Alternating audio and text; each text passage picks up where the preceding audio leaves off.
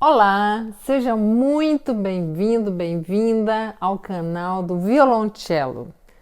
Meu nome é Kátia Almeida e eu sou pianista de formação, dei aula de piano e acompanhei muitos alunos de todas as áreas, no popular, no clássico, no erudito, instrumentos de corda, instrumentos de sopro, vozes.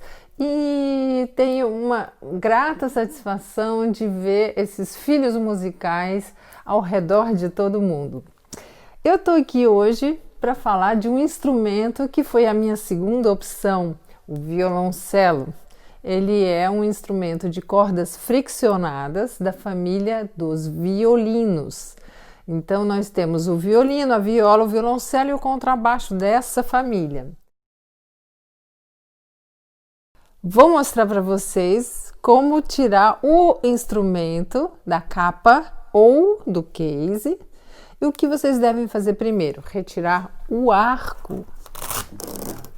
Porque o arco é uma vareta muito frágil de madeira com uma crina, que nós já vamos falar sobre ela, mas para que ela não se quebre no manuseio da capa. Então você deve primeiro tirar o arco, depois o violoncelo.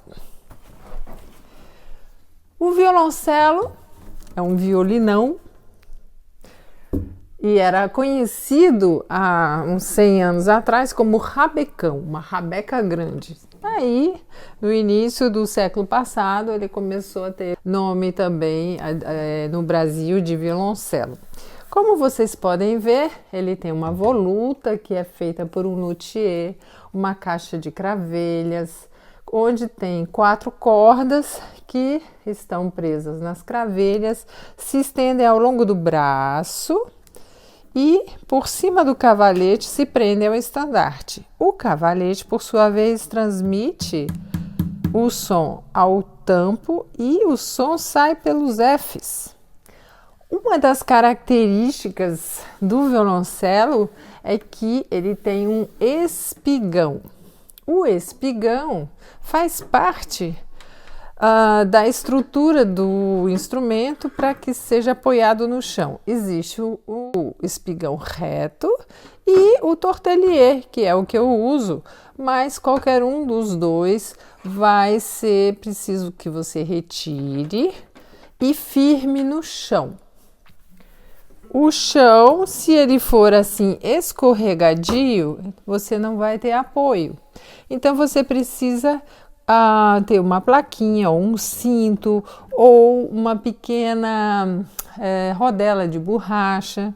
Prende-se o espigão aqui e agora sim ele está firme para que você encaixe ele no seu corpo. Como que é feito isso? A gente não pode tocar assim, claro, né?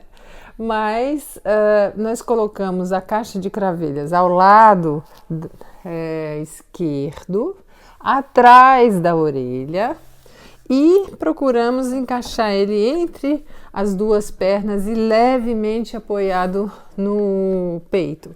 Não precisa apertar com as pernas, não é necessário.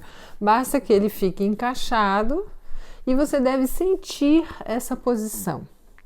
Sinta essa posição como fazendo parte de você, como se você pudesse abraçar e memorize estes pontos de apoio. Então, a primeira tarefa que eu vou pedir a você é que você faça essa repetição até internalizar e ter uma memória muscular. Então, vamos lá. Nós vamos levantar e sentar várias vezes, procurando sentir a mesma sensação que tivemos quando colocamos o instrumento em nosso corpo.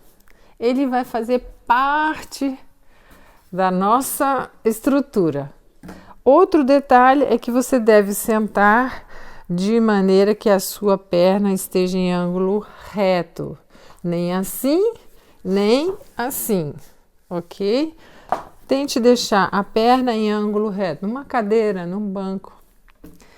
E agora estamos prontos para começar a utilizar o arco.